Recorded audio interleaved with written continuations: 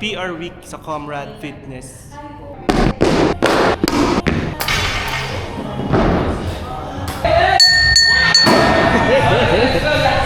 PR! Kamusta ka? Kawala. Nandito ako sa harap ng Comrade.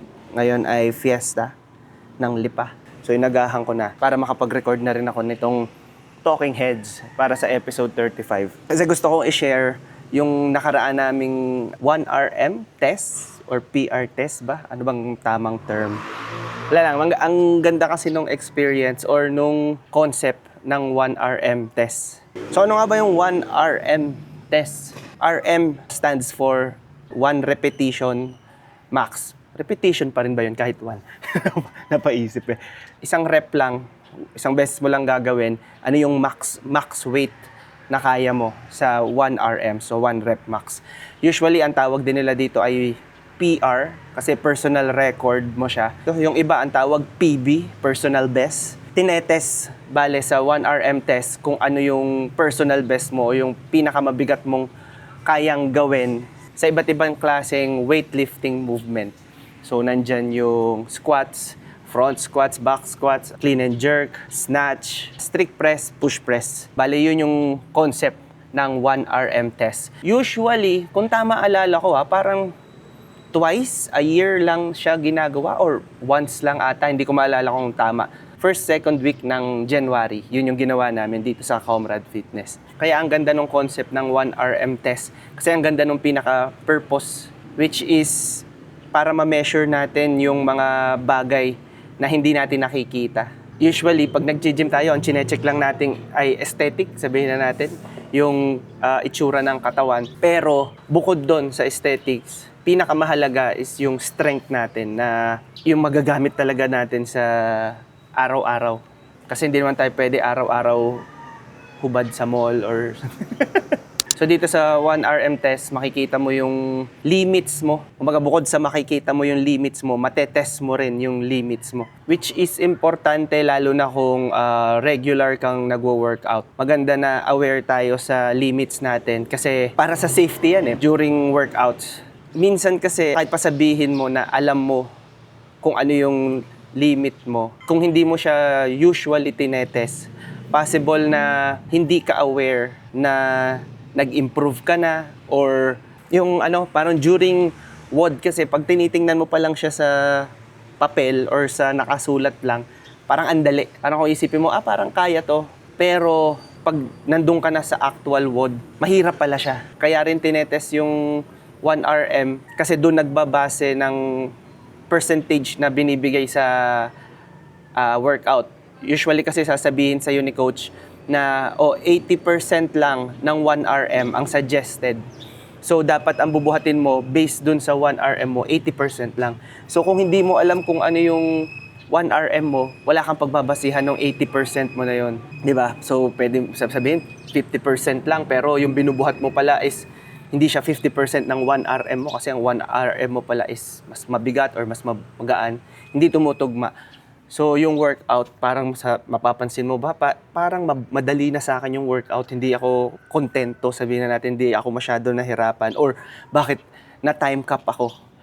Sana hindi ako na-time cap. Yung pala, doon pala ako dapat nagbabase sa actual 1RM ko, hindi so imaginary.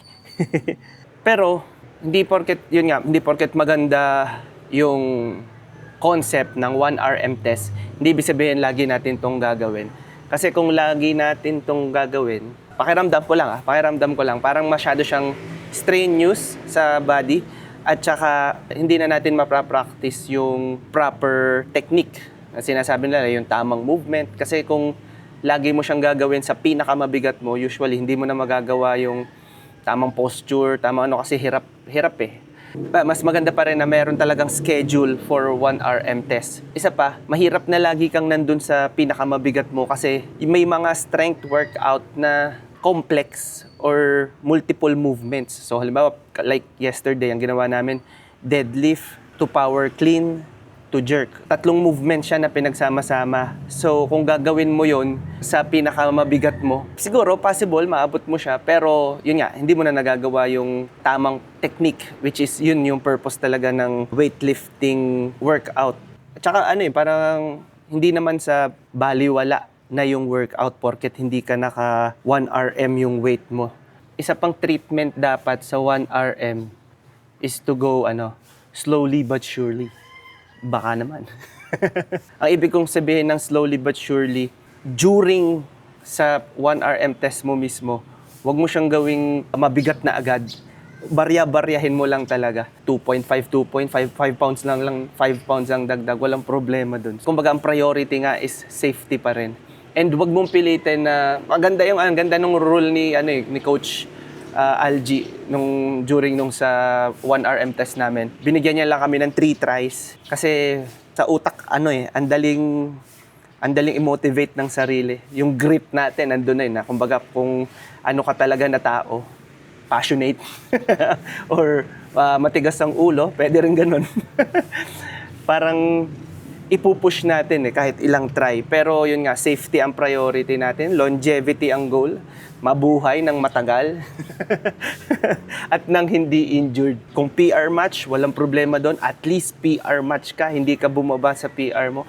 Although kung bumaba ka rin sa PR mo, last 1 RM test, okay lang din yon. At least buhay ka pa, at least hindi ka injured, at kinabukasan makakapag-workout pa ulit tayo. So yun yung importance. Number 1 is safety talaga. Kaya ang pinaka treatment during 1 RM test ay slowly but surely. Baka naman. Isa pang mahalaga na maisip natin, ang point ng 1 RM test ay yung i-test mo yung sarili mo, hindi i-compare dun sa 1 RM results ng ibang tao. Although maganda siyang motivation.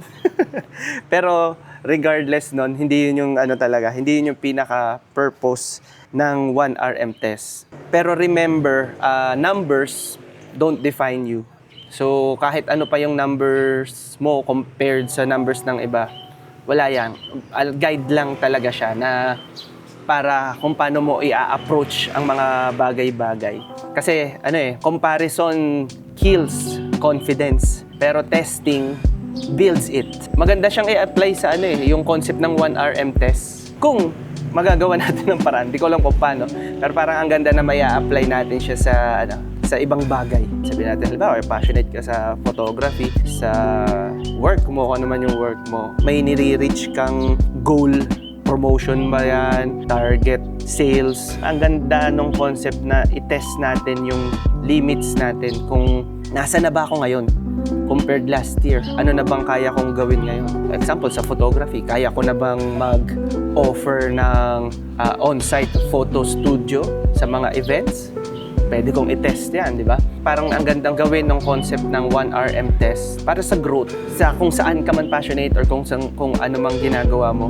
Once in a while, i-test mo yung limits ng sarili mo. Kaya yan, sakto rin para sa 2026. Since New Year, bakit hindi mo i-test kung ano yung personal best mo this year? Na baka kaya mo pala, na tinatamad ka lang pala, or may imaginary barriers ka lang pala na hindi naman pala talaga nag-e-exist kasi hindi naman talaga yun yung 1 RM mo.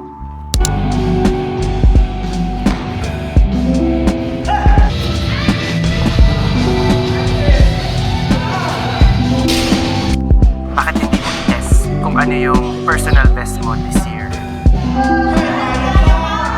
Na baka kaya mo pala, na tinatamad ka lang pala, or may imaginary barriers ka lang pala na hindi naman pala talaga nag-e-exist kasi hindi naman talaga yun yung 1 RM.